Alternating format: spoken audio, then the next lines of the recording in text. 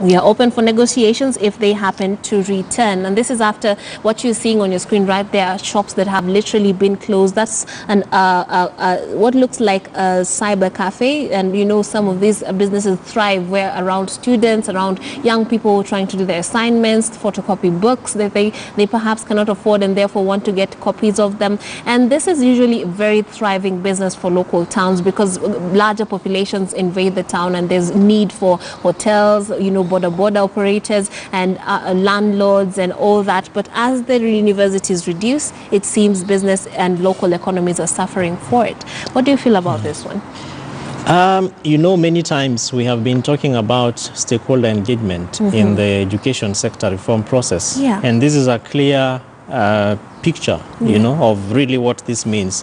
Outside the technical bits of it, which involve the teaching fraternity and non-teaching staff. Yeah. But that is really within the campuses. But then if you walk outside the campuses, then you can imagine what is happening. And having gone around the counties in at least in about 33 of them that harbor universities or institutions of higher learning, this is the picture of what you see actually, because then when you have higher populations around campuses, then you expect that there is going to be need for various services and goods, and so shops and vendor areas will then be opened up. But then, of course, the Ministry of Education has said we have to shut down a few of these campuses or, you know, satellite universities. So this is really unfortunate. I ask myself what will happen with the revenue generation at those counties, at least so that then, in my view, counties also need to come up and look at some of these opportunities.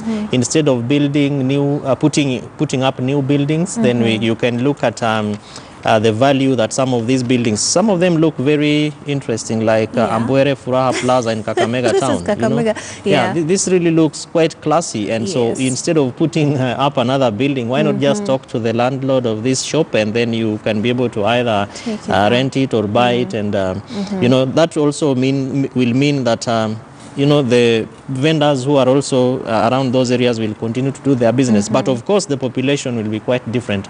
But I think these tricks, in my view, really brings to the fore the aspect of public participation and stakeholder engagement in almost everything that we do as a country. And I think this is something that wasn't thought about, because one of the reasons that these small towns are usually excited about this sort of campuses being set up, because it gets things going economically. And we're being told that the CSS order sounded a death knell to many campuses. For landlords like Shah, it also meant the end of lucrative business, as universities that had pitched tent across the country abruptly left town. Now I'm thinking perhaps the setup of alternative education, because that doesn't mean that we don't have enough people that need education. So perhaps if they were just switched into other forms of tertiary level education centers, like the ones that give you the technical colleges, perhaps not an eradication of the institutions, but just a switch. I think a lot of work probably needs to be done, and I'm asking myself whether there was proper research on infrastructure that was done by the ministry together with the NITA, the National Industrial Training Agency, or I think it's agency, so that then they look at, instead of either building new vocational training centers, why not then just, you know, transfer those services into already established infrastructural places, like, you know, these campuses that are being closed down. Because then one wonders what would happen to white projects or white elephants within those areas, because if this infrastructure or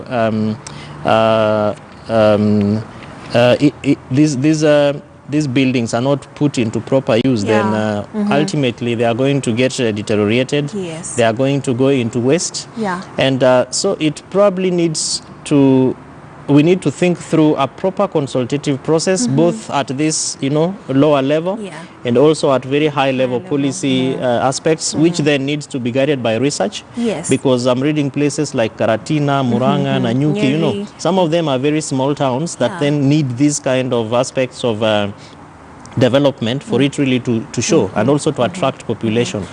But then we wait to see how this really will pan out, and we hope that Mheshimiwa Magoha will embrace public participation. I'm happy that I think last week or the other week they had a stakeholder forum where he was still talking tough, but I think he was saying things which most of us have been asking the ministry to embrace. Right. And so we look forward to seeing how this also goes down. And thinking about it, perhaps as you're talking about consultation, maybe economists and local government officials need to be included in this sort of decision making, so that we don't make such misses. Because when there's a landlord here called Mr. Ramesh Shah who says some of the buildings were built just for students, and when you take that away, they have to restructure the whole building, and it's a whole other story in terms of how the costs and everything that you have. So perhaps some more consultation, like you said. And probably the other thing I've seen in some counties is where county officials live almost 100 or so kilometers from their county places.